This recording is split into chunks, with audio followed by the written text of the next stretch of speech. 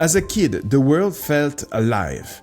I can really remember being in a quiet farm and smelling moss all around me, and it felt like Earth was whispering to me. Nature didn't just surround me, but I was fully part of it. Now I can walk through the most magnificent forests and still feel flat, disconnected. Where did awe go? Back then I didn't have the word for it, but what I felt was what the Romantics called the sublime. It is a kind of spiritual intensity that we start feeling as humans when we are confronted with nature, with its beauty and with stillness. Thoreau wrote, "Heaven is under our feet as well as over our heads." And I used to live in that heaven.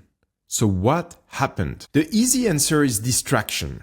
Because of our phone, we always pulled out from the direct experience, from the special moment that we're living currently. We have social media, we have emails, we have Slack, we have direct messages. It's like there's always something louder than a tree. So I've tried to fix it.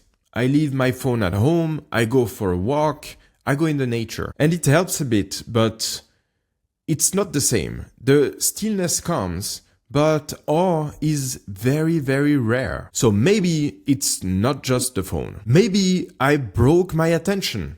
Because of all this dopamine over the year, I want to have this excitement, I want big visuals, I want to see a storyline and have those strong emotions. Maybe with all that, nature can't compete anymore. It is just too slow. But when I walk in the forest, I'm not thinking about Instagram or Reels or any of these things. I'm thinking about work, about what I said at lunch, about the climate crisis, and about death. So it's not just about the dopamine, apparently. It's also about the mental weight. And so what I've tried in my life is meditation as well. It's been 6 years that in the morning, in the evening, I take the time to sit and try to be fully present in the moment, to try to connect and be awake. And again, it helps. I'm calmer, I'm less reactive. There is a huge impact that it had. But even in this stillness, I often feel calm, but not in awe. And calmness and awe isn't the same. One soothes while the other one takes you away. So if not distraction and if not attention, then what? 2 years ago, I became an uncle, and my nephew cannot sit still for more than a few seconds. He's distracted all the time. But here is the thing. His distractions are butterflies. They're birds, they're cracks in the walls, and they're the sensation of grass. Mine are worries, to-do list, politics or emails. So we're both distracted, but his distractions are made of awe, while mine are made of noise. So I have grown-up problems.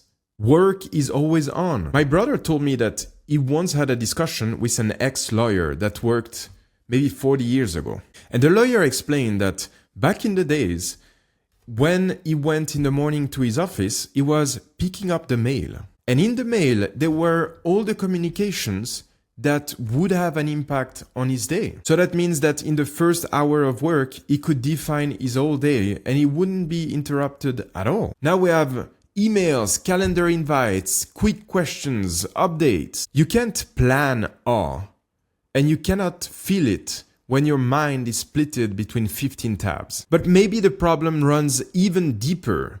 Maybe it's not work, maybe it's not distractions, maybe it's not even age. Maybe it is how we see the world now. As children, we see things directly. A tree is just a tree, a smell is just a smell.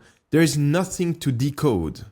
It just is. As adults, we don't see the thing anymore. A pass is cardio, and a tree is wood, and we have all of those concepts in our mind. It's not just distraction, it is detachment from the objects we look at. As we grow older, our minds filter the world more aggressively. Habituation, cognitive shortcuts, we conceptualize rather than experience the world around us. What was once novelty becomes background noise. Even when we're present, we're always processing. The tree becomes an object, the sound becomes irrelevant, the word becomes familiar, and this familiarity dulls our feeling. But here's what keeps pulling me back. Awe still happens. It nags at me sometimes.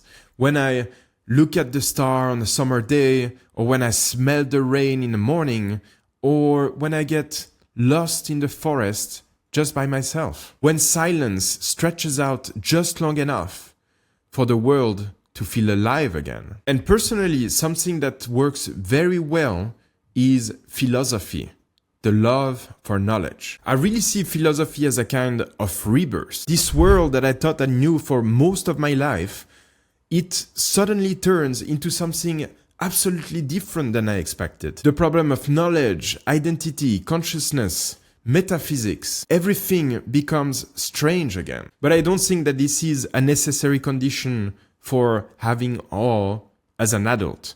It's just something that really works for me. So I'd be very curious to hear what brings you awe as an adult currently. Where do you find this feeling? Let me know that in the comments. So my nephew doesn't worry about taxes, about climate doom, or inbox zero. He sees a caterpillar, and then a bird, and then a shadow, and each time his world explodes. I don't know how long it's gonna last for him, but I really hope that it does. I hope that the smell of moss will always mean something special for him. I hope the stars never become just science. I hope the world stays wide. Because awe isn't lost, it's just hidden beneath our tasks, our thoughts, and our grown-up eyes. And maybe, just maybe, if we look sideways and we slow down, we can find our way back.